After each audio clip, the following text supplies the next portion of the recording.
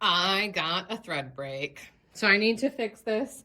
I don't want it to continue from where it is right now. So I do need to touch that cancel button. It's probably because I talked about being able to stitch right to left. Anyway, no big deal. We can fix this. So I do want to come in and clean up some of these stitches. It's not a bad idea to come underneath and see if you've got any funky stitches happening underneath too. There's a couple of loose stitches right here in this rolling pin that I need to pull back and rip back.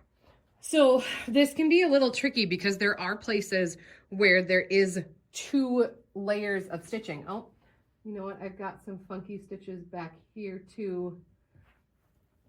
Yeah, there's some funky stitches right here. So I do need to rip some of this back. I'm going to rip back until I'm in this spoon. I'll bring you right back. I am ripped out, and it was my thread was shredding on me. So I fixed my top thread, got that threaded again, made sure that my thread is below my foot by taking a single stitch.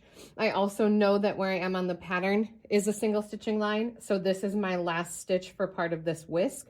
So I'm going to come back about 4 stitches before that last stitch, and that's where I'm going to put the red light for my needle.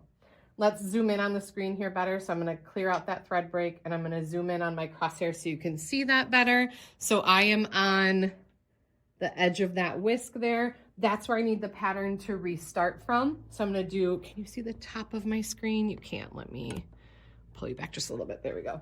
So I'm going to do Pro-Stitcher tab, a new start and end, and then my auto button to bring that green circle here to where my needle is, and then that auto button one more time to lock it in place. My run button is grayed out because I have to be on quilt. Then I can tell it to run and proceed. It'll take that first stitch and slide away so then I can grab bobbin. I tell it to resume, and then I just kind of hold the fabric to make sure that it's stitching where I want it to. Then once that's out of my way, I can cut that. If I have another thread break, I could try to slow the speed of my machine down. So I'm running right about in the middle, 50 and 50 for both my speed and my acceleration. When it needs to go backwards like this, sometimes it is helpful to slow the speed down. I could also just need a new needle because this is the second project that I'm doing with this Insulbright, and this is got that finish to it. It's not super easy for my needle to go through that, so I could honestly just be time for a new needle too.